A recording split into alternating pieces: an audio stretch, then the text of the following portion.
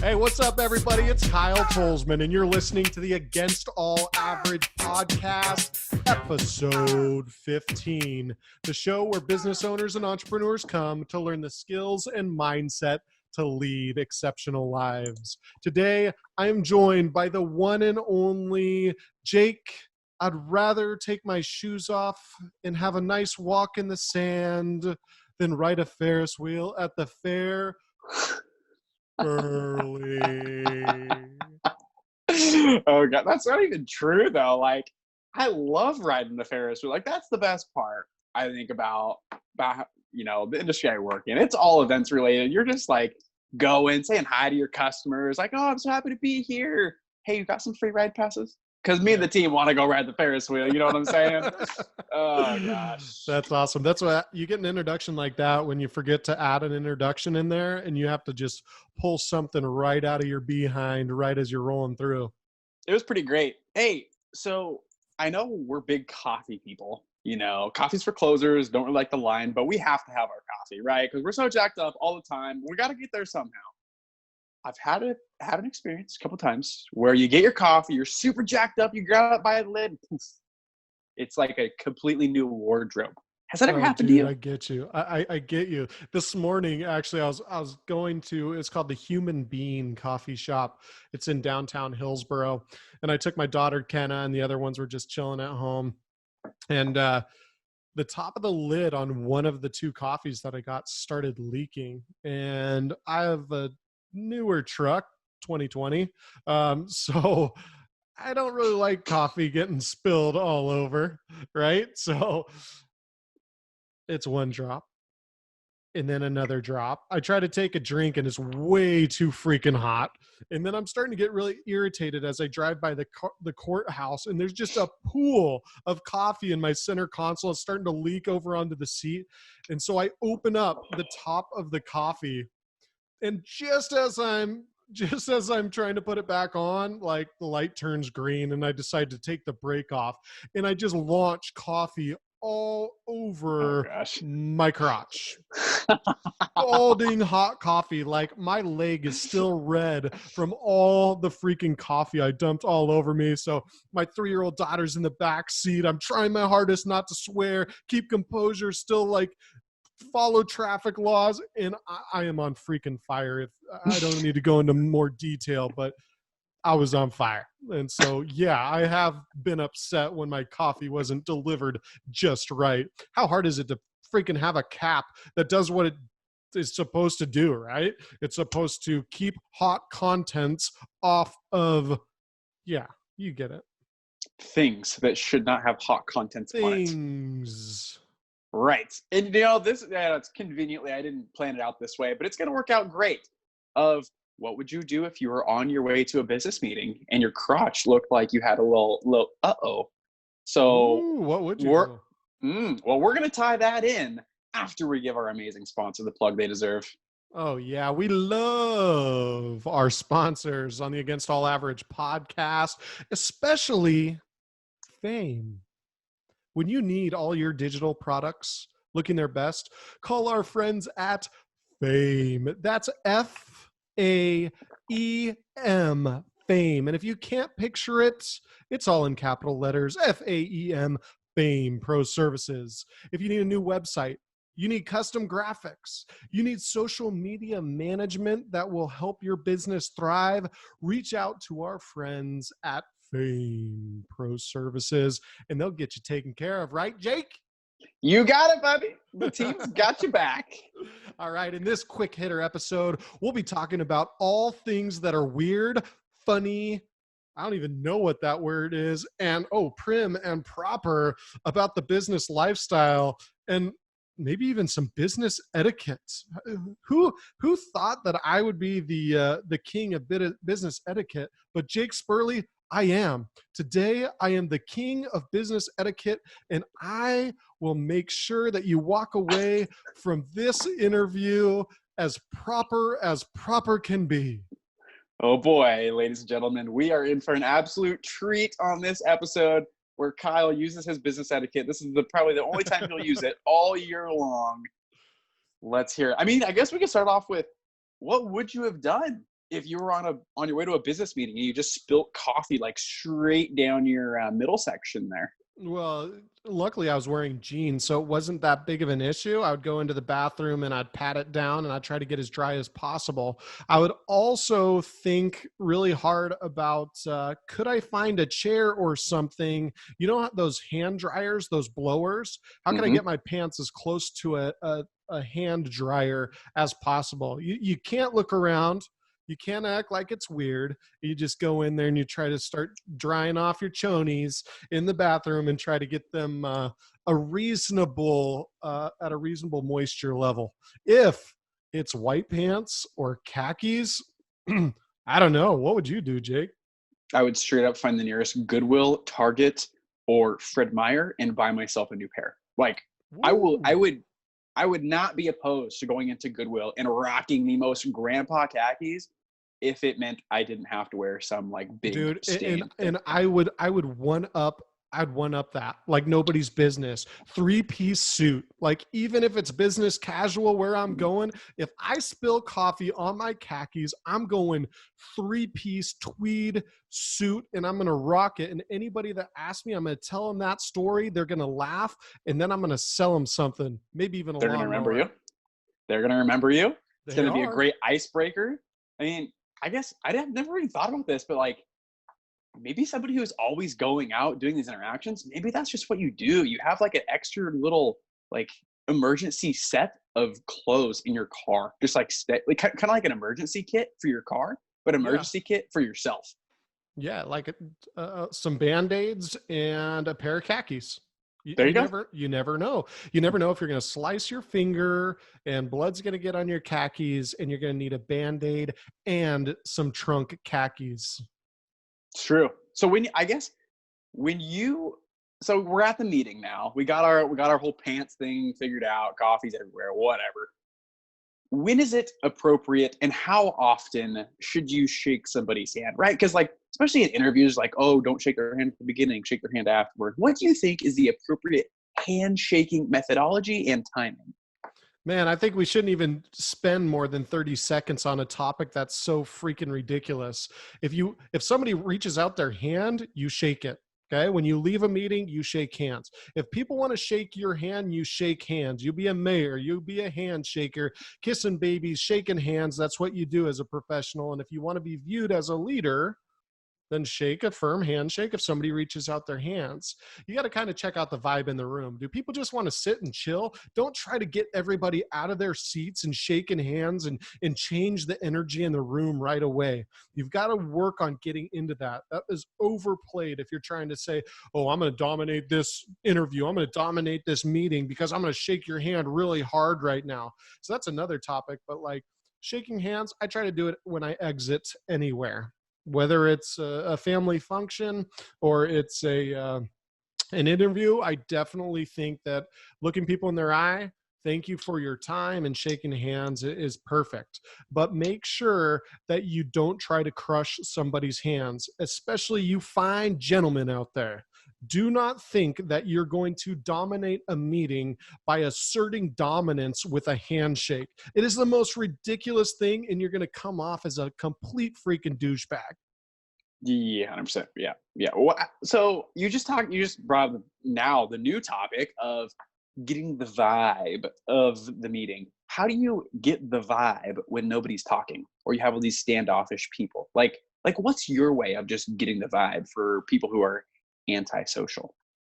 Man, I'm going to have to go back to episode. Actually, it's going to be the next episode. It's going to be Friday's episode when you're listening to this. We interviewed Dalton Van Hatcher. Excuse me. I've known him my whole life. Dalton D Money Van Hatcher, thank you. Anyways. D money. But Dalton, like he had it perfect, right? When you talk to people, he had a little acronym, and the first one was story. If somebody is not understanding you, not understanding your vibe, pull them in with a crazy story that somehow, some way will sort of trickle into either answering their questions or just entertaining the room. Because you got to either tell the story of your brand or tell a personal story so that they connect with you. I think that will change the vibe more so than anything, because the worst thing is talking to the blank stare and people are twiddling their thumbs and the phones start coming out. Ooh, that's bad. If people's cell phones start coming out, you better start telling the craziest story you have ever heard of just to get them interested. And then somehow, oh, I digress, and get back into business. I think that's how you change a vibe, Jake. Yeah, no, I would totally agree. And I think, especially if nobody is, I mean, it's a bold move. This is a bold flipping move. If nobody's talking, everybody's just prim and proper. Like, I have always taken the risk of like making a joke or trying to get them to smile. Like, I know if I can get them to crack a smirk, a smile, a little ha ha, I know I've won for the day. Especially if they're all like, "Sir, yes, sir, I'm the CEO. Like, I don't like you. Why are you here?"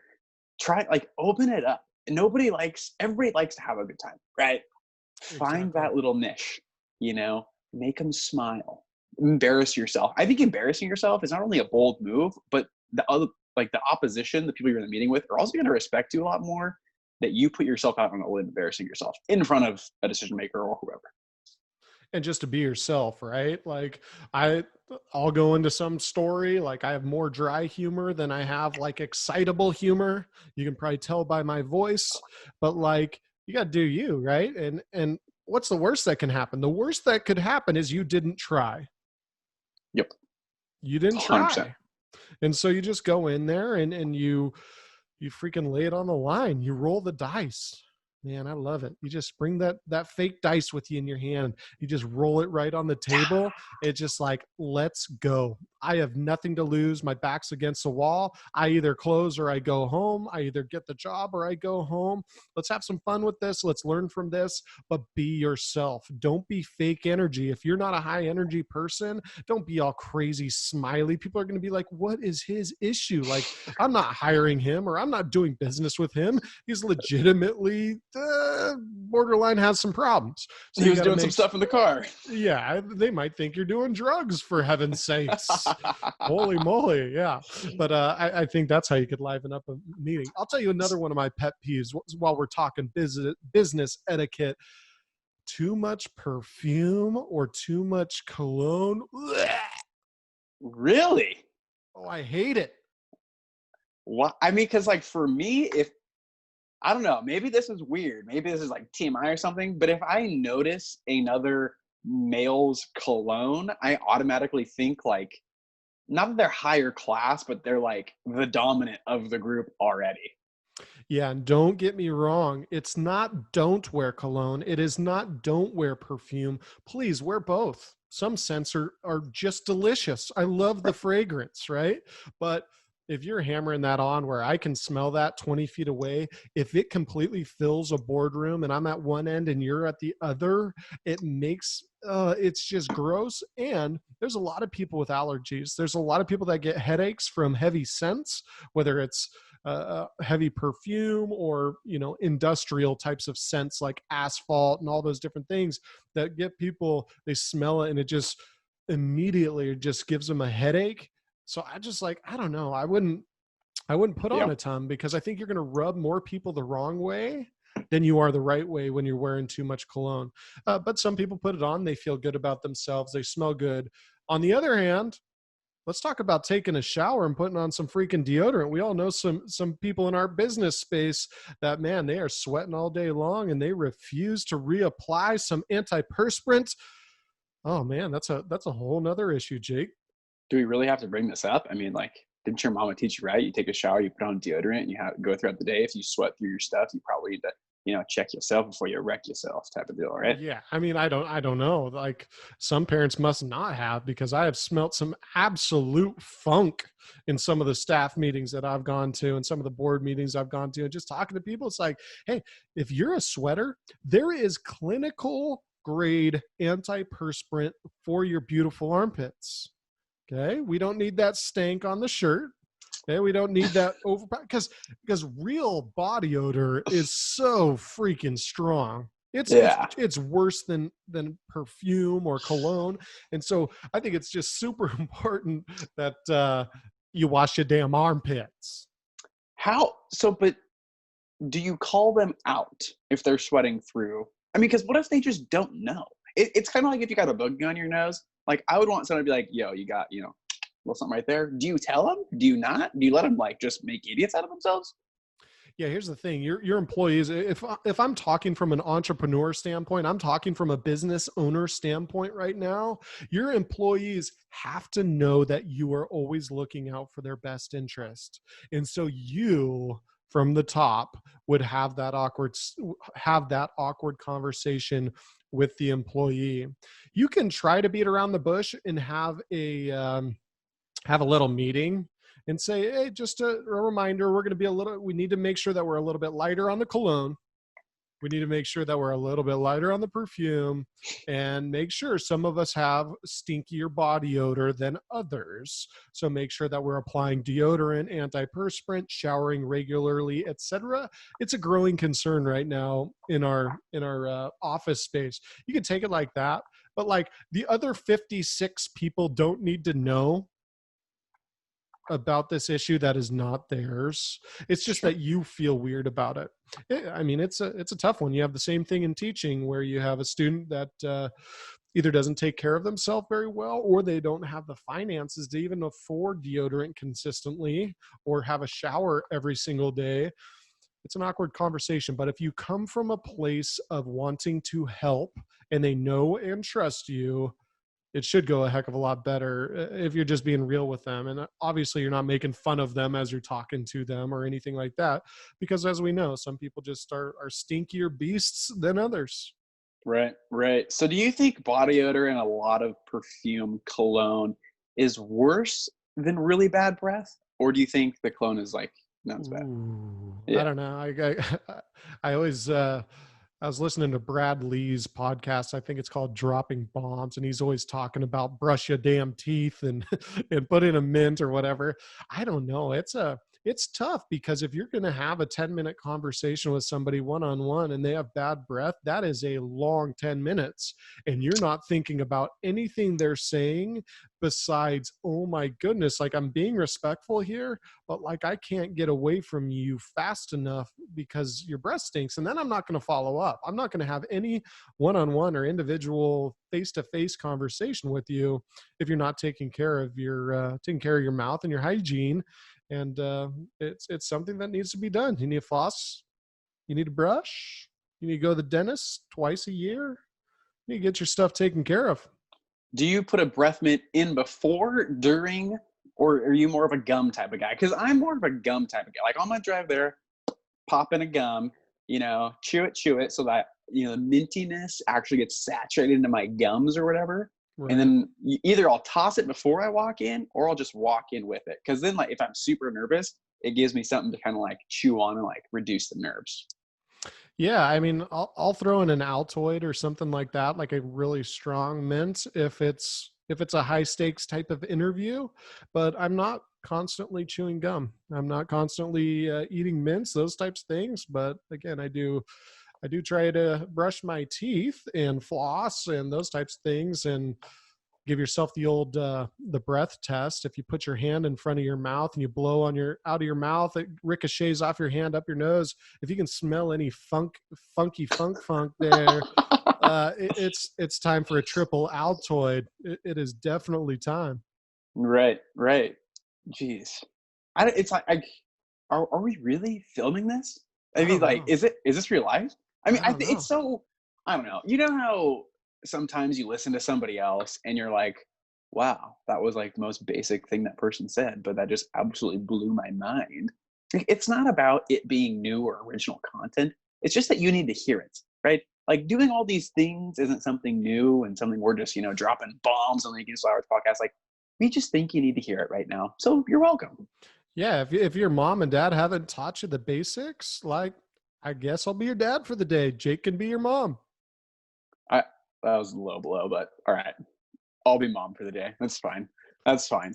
So I wasn't being mean, Jake. I just think that you could help I him want to be the out. dad. Or hey, we can both be dads. It's all good. Yes. That's what I was looking for. That's what I was looking for. So, what do you never bring to a meeting or a professional setting? What do I never bring or never bring up? Restate that question. What were you saying?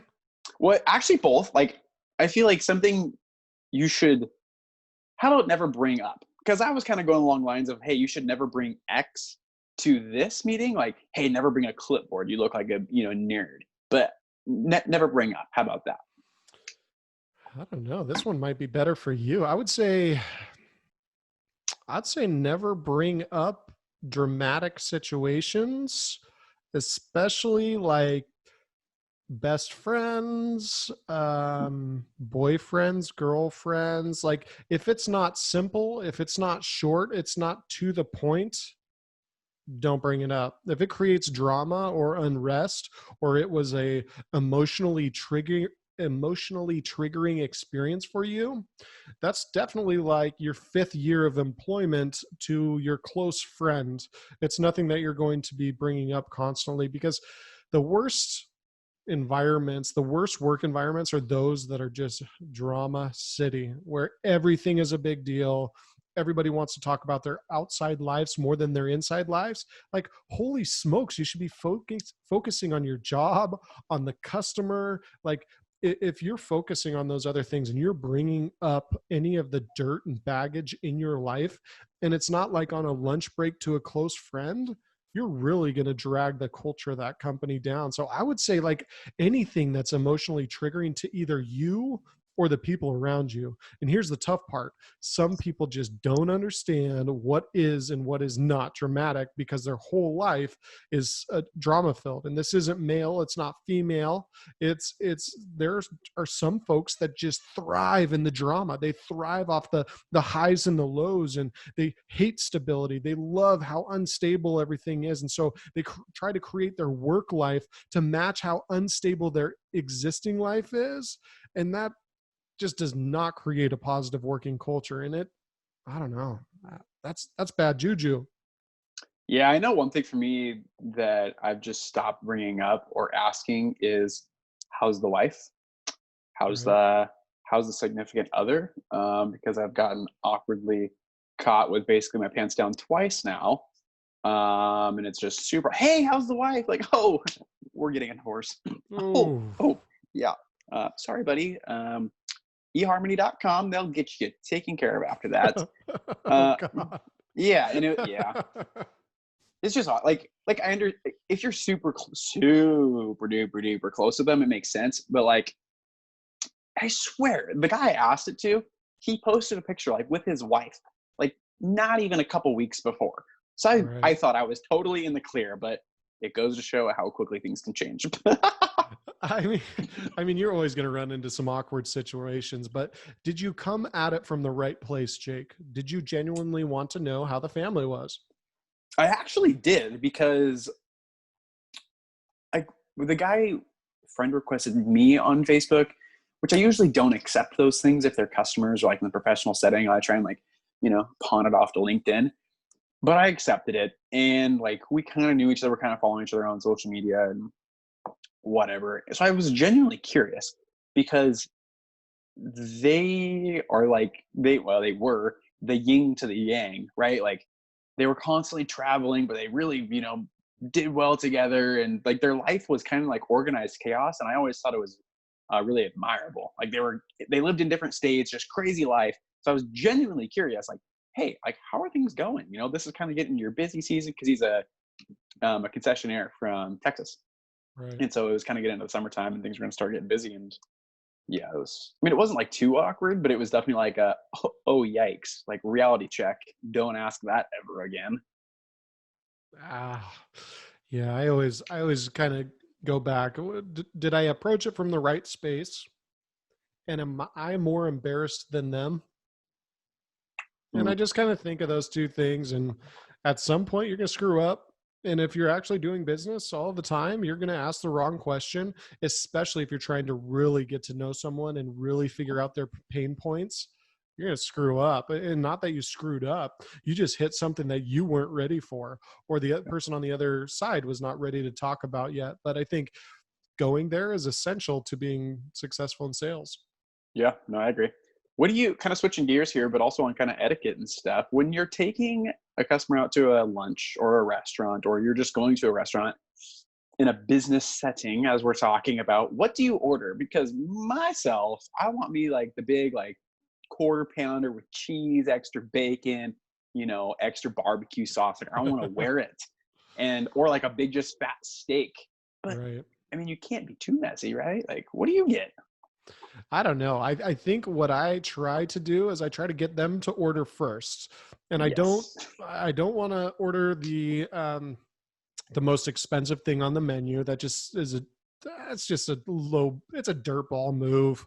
Yeah. Like, this is gonna be great. I don't even have to pay for this steak. It makes you come from a place of not leadership. Like they don't look at you as an equal if you're gonna pull off the dirtball move of the most expensive drink, the most expensive entree, and you're going like that. So I would try to always pick something in the middle of the road price range for that restaurant, and just make sure you're saying your pleases and thank yous, and being genuine about it, and keeping your head in the right place while you're at that lunch or dinner.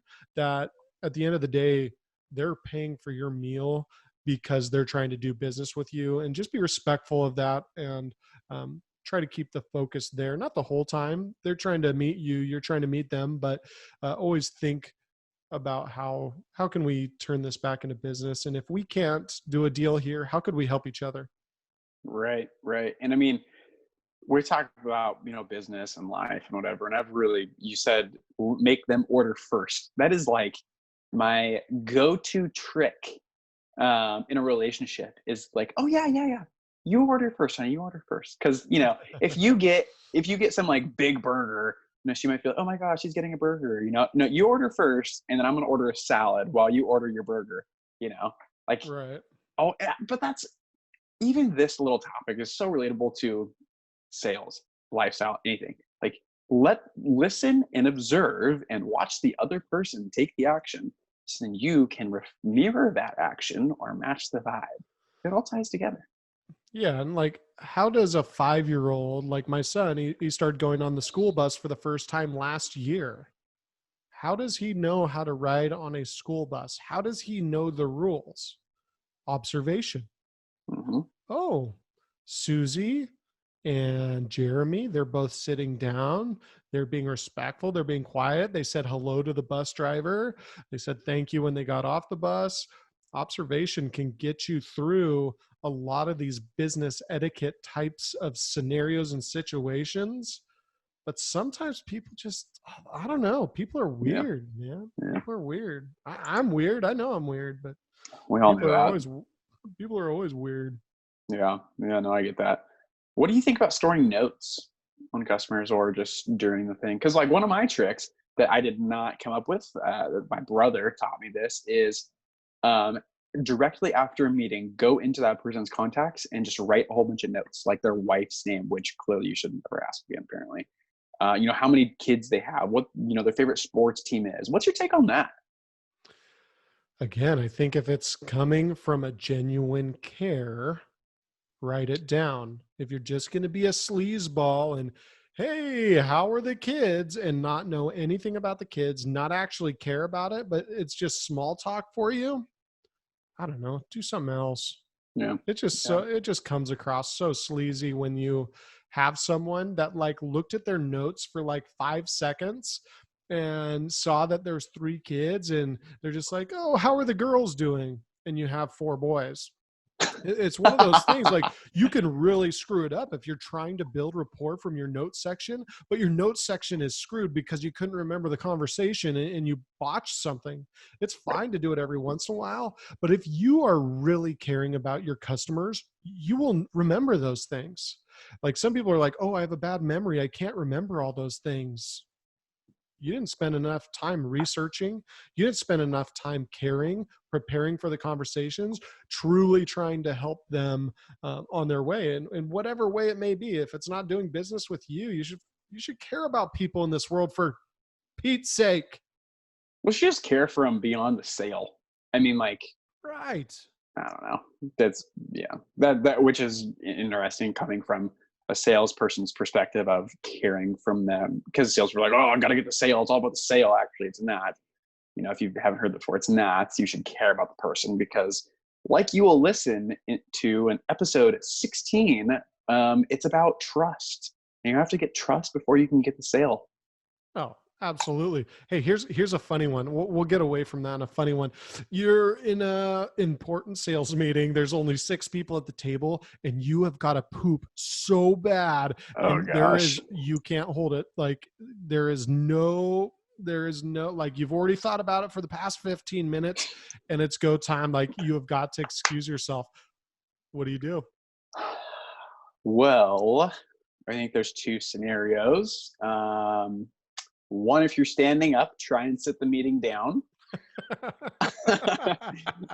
And if you're already sitting down and like that methodology is not working for you, I guess you could say a couple things like, "Hey, where's the nearest water fountain? I'm just feeling really parched," and you absolutely sprint to the bathroom. You military style shoot like a cannon, and you sprint back like the fastest thing you've ever done. Like Usain Bolt, let's go. I mean, I guess another like cop out could be, God, I don't even know. Maybe you just ask like, "Hey, I've been drinking a lot of water. Like, where's the nearest restaurant?" You can make a joke out of it. "Hey, I was chugging water. It's a hot day. Even though it's raining. Where's the nearest bathroom?" Just go and like. But you have to be super discreet. Like sprint. And here, the other thing How is sprinting discreet? like fast walking. Once you're in the bathroom door, you sprint down into the stall, whatever it is. If it's a small office or a small company, and there's straight up one bathroom for the whole office, there's this beautiful little liquid bottle called Poopery. And you take that thing and you put it in your pocket no matter where you're going, because that will save your life. Do you know what Poopery is, Kyle? Yeah, they're Okay. YouTube. You can find it on YouTube if you type in poopery. It's some of the most amazing advertisements I've ever seen in my life. So Yeah. that's definitely one to carry with you. If you don't have any poopery with you, though, is as you're pooping, hit the flusher right at the same time, get her down. That's the old courtesy flush right there, and just keep on sending that flusher going as long as you're pooping, and that'll give you a little props when you get out of there. And I don't know. Gosh. I think needing to use the restroom is human. Stand up. Excuse me, where's your nearest restroom? I really need to go to the bathroom. Just freaking own it. Does would I look at somebody and just be like, "Oh, they have to go to the bathroom." Like, I feel bad for them, right? It's just like, yeah, that's fine. Go do your duty, right? But I think if it's all sketchy, like, where's the bathroom, and you wait too long or something, that's going to be a serious issue. You're going to have something worse than a coffee stain if you wait too long. Oh boy, we didn't need to take it that far. That was Yeah, we didn't that's need to. visuals, Hey, we didn't need to, but the listeners freaking love it. but we did. Do you have any other business etiquettes to go over, Jake? I mean, I don't think so. I mean, I'm sure there's something that we're missing. That just Oh, hey, magically I've came got up. one. I've got one. The last one, if you don't have one, is Uh-oh. super aromatic foods, like tuna fish sandwich for lunch, and you have a Oh, small lunchroom.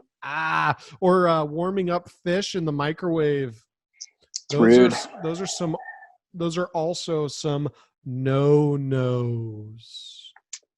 Yeah, I didn't even think about that. Aromatic foods. Yeah, that's true. Yeah, there's nothing worse than just walking in and just smelling straight tuna breath. They're just airing in the air.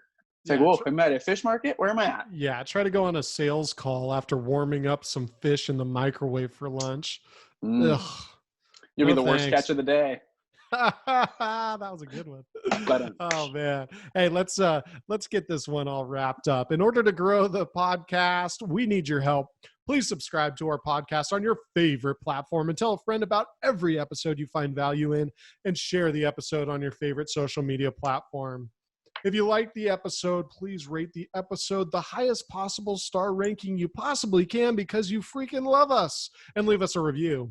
You can find us at Against All Average on all your favorite social media platforms, and also at www.againstallaverage.com. Another big shout out to this episode's sponsor, Fame Pro Services. And with that, we thank you for listening to episode 15 of the Against All Average podcast. Excuse me.